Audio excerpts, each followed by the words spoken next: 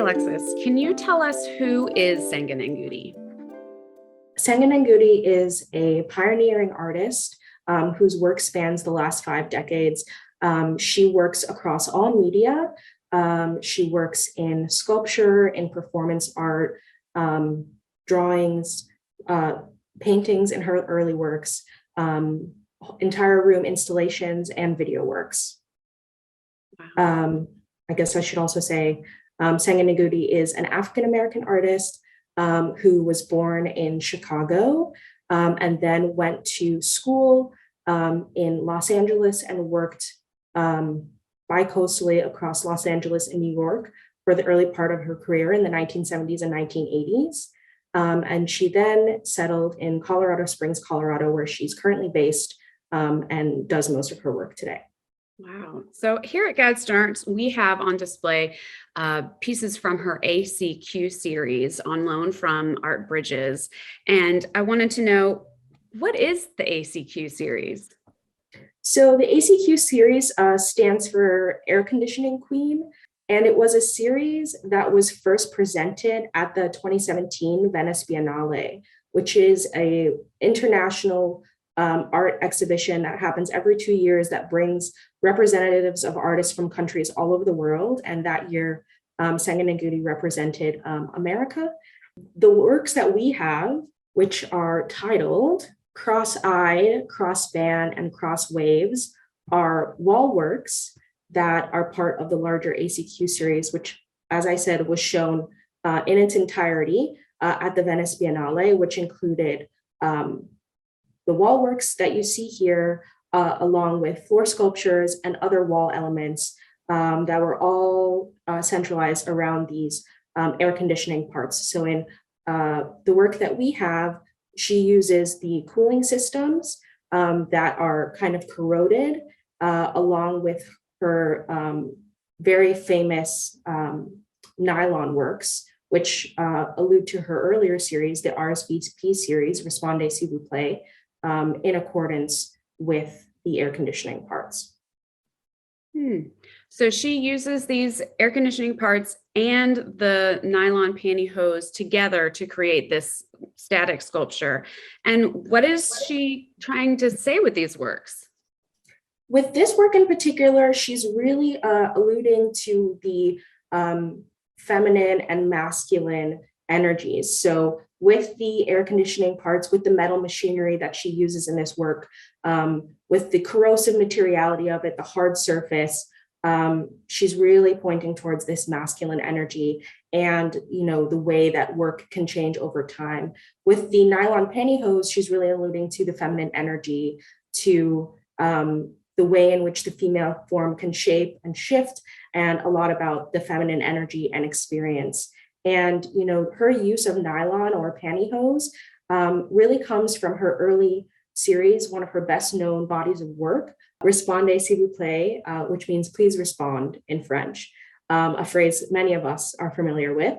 And in these early works, she was very interested in the feminine body and the way that it changes, because right after her pregnancy with her first son, she felt inspired to create the series, thinking about her own personal experience with pregnancy and with early motherhood and how one's body changes through that time. And so the flexibility and malleability of the pantyhose is kind of an embodiment of that experience in her own life. And so she created an entire body of work with pantyhose that she often filled with sand to create different forms that really relate to the body, and not always to the female form. Sometimes they were more feminine, and the sand within the sculpture looked like different body parts, like the breast or other genitalia, both male and female.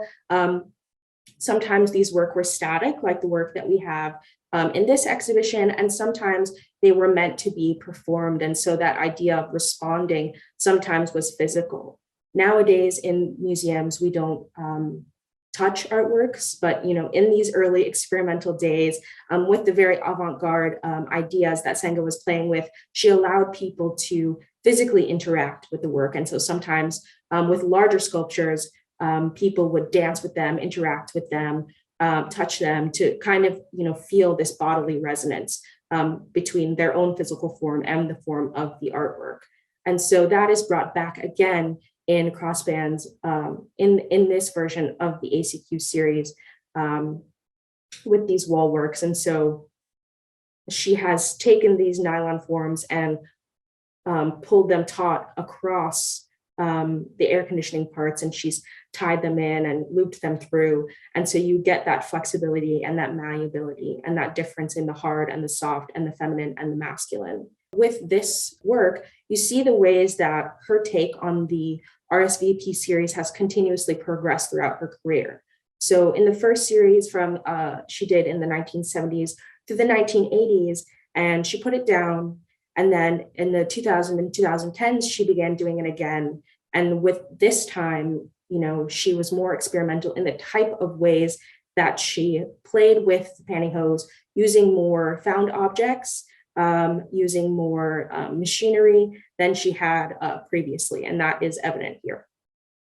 I think it's also interesting to note that in these crossband, crosswave sculpture, the air conditioning parts are all separate, but they're hard and they're rigid and they're not moving anywhere. And yet in each one, there's one set of pantyhose that's still intact, but it's been stretched and maneuvered and, made malleable all across them, and had to really change their form to fit the hard, machine parts.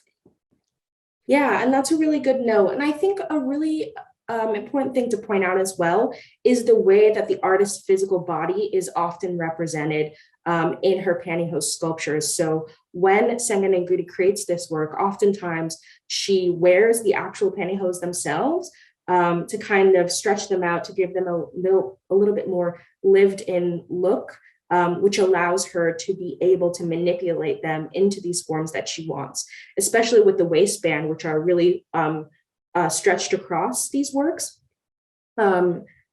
That is really important to her to wear them so that she can get the stretch that she needs to show the shape, so you can see, what it is made out of. And also the color of the pantyhose that she uses as well. They're often browns because the artist is a Black woman. Those are the types of pantyhose she wears herself. And so it's really important and relevant to note that for this work.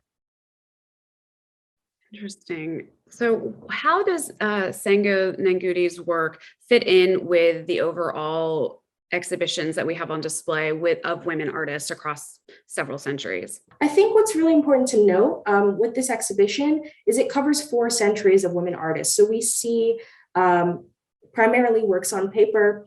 And then, with Senga's work, we come to the present day. This work was made in 2017 with sculpture. And I think it's really interesting to see the variety of ways that women have interacted with art across centuries.